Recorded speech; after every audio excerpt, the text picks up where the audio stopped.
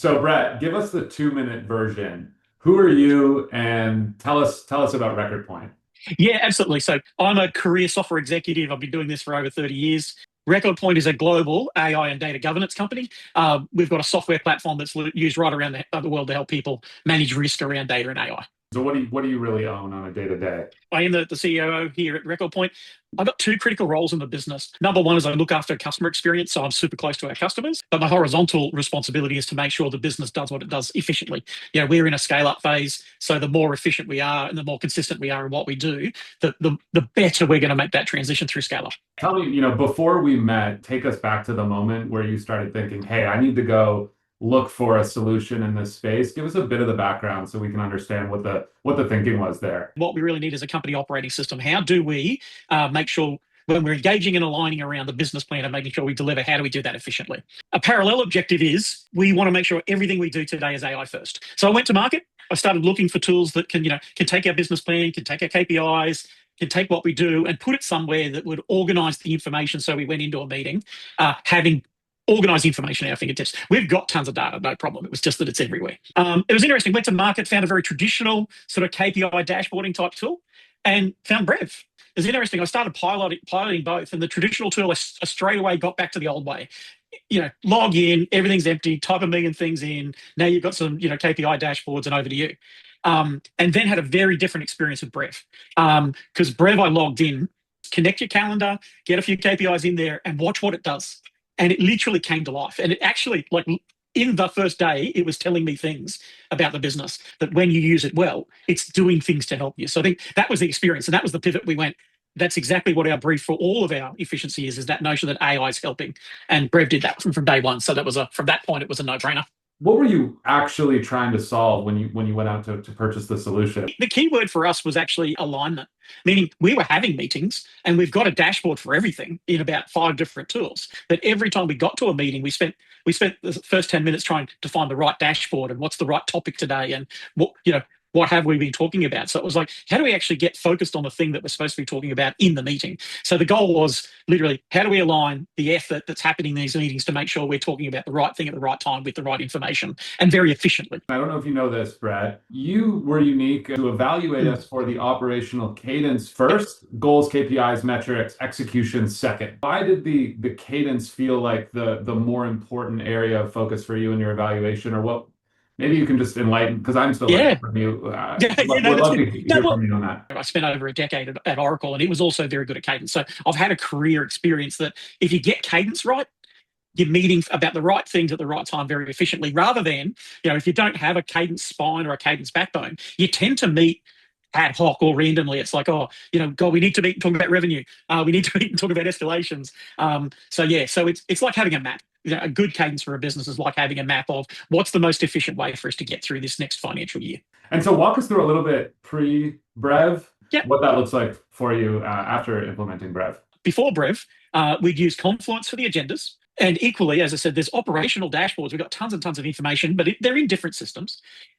So we come to a meeting. So we turn up with the agenda and we go, we need to discuss something. Where's the information for that? And we had it, but we'd spend 10 minutes of the meeting. Which dashboard, which screen, who's got the login, blah, blah, blah. So we were going through this 10-minute delay trying to get the right information in front of us. So part one is just how the meetings played out. Part two is just when the meetings happened. So again, we have a cadence, but that wasn't cascading through the whole business.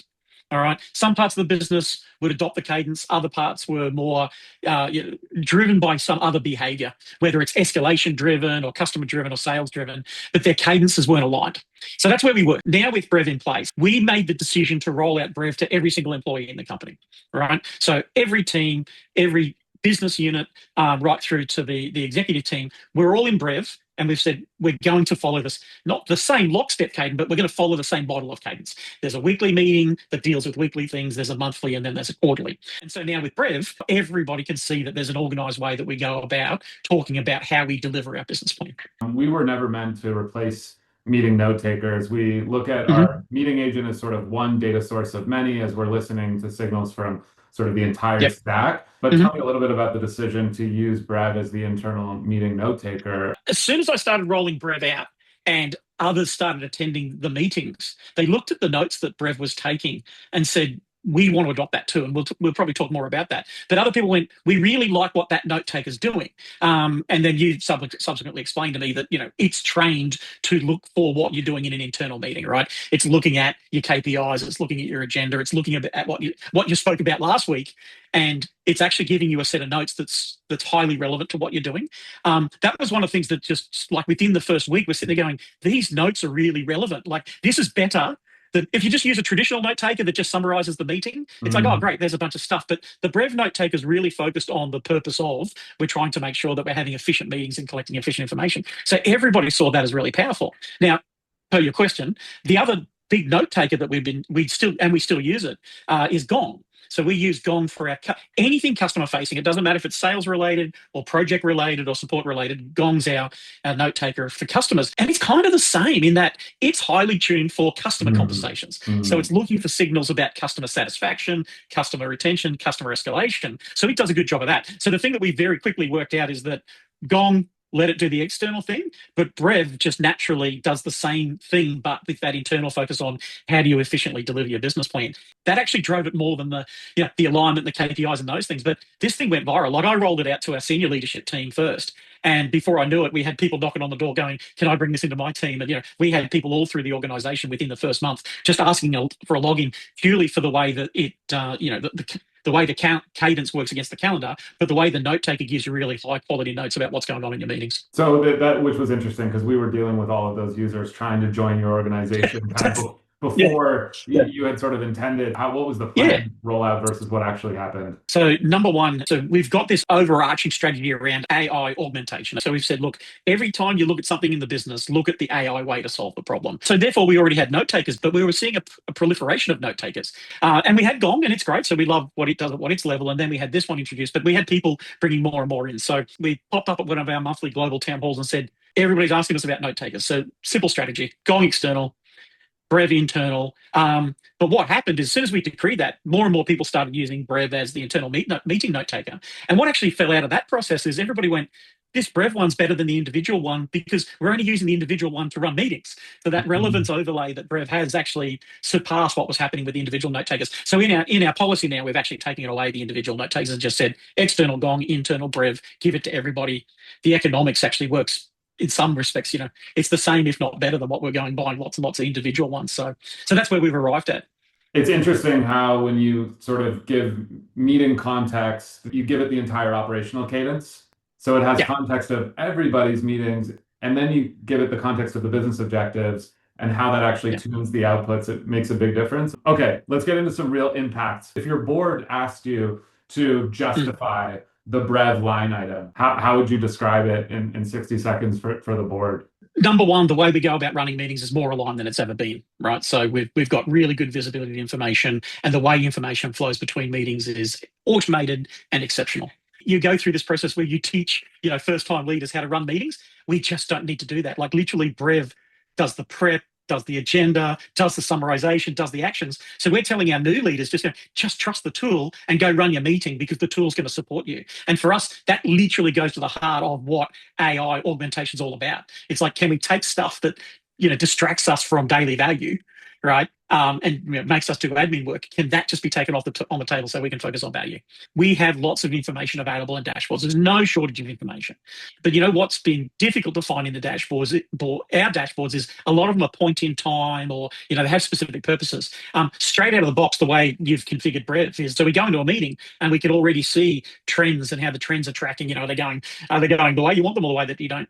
So that's really helpful. That means we're actually spending less on building more and more dashboards. Look, visibility to what's going on in the business at all levels of the business every single day, right? A lot of people that are sitting in the executive group will have become used to the notion that, fine, you get into a weekly meeting and a weekly reporting pack that somebody spent 3 days preparing and taking in the meeting. And that's literally your little tiny lens to the business. With this tool, we've got every KPI at every level of business in the tool all at once, all connected to each other, and anybody in exec can log into Brev, and they all got it straight away. Every one of our SLT team members logged in and went, oh yeah, I can navigate this. And every data point at every tier of the business is there, but you can see the whole business every day, all the time. You don't have to wait for a meeting, and you don't have to wait for that curated spreadsheet that you just know in your heart probably doesn't give you all the data.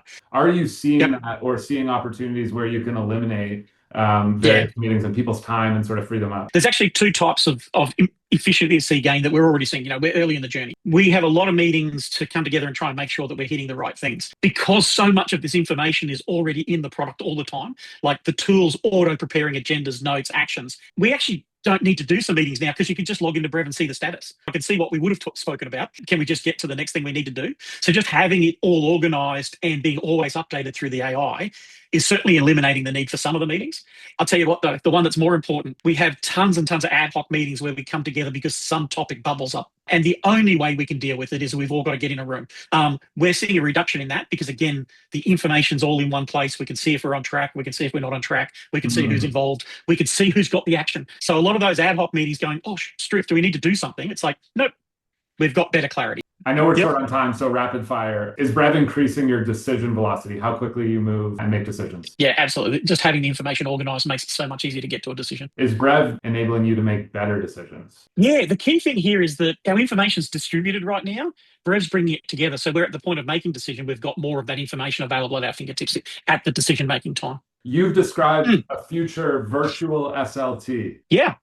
Tell the world. Explain. Tell the story. We've got a job description for each of the SLT members. And now with Brev, we've actually got a single cohesive data set that we can access through an MCP. So there's a plan. That's what we're supposed to do. These are the characters that are supposed to do it. And now we've got organized data that can be easily interrogated. So we said, why don't we use skills in something like Claude, train the skills on the job descriptions, 48 hours before our actual SLT meeting, let's have all of those virtual CXOs have the meeting for us. Follow the agenda, follow the information, follow the discipline, come to some conclusions. And now the briefing paper for the SLT meeting is actually the output of that virtual meeting. And now us as the SLT group can focus right in on the critical decisions we need to make. We think that's super transformational. Agentic meeting simulation. I love it. I love it, Brett. Yeah. Can't thank you enough for your time.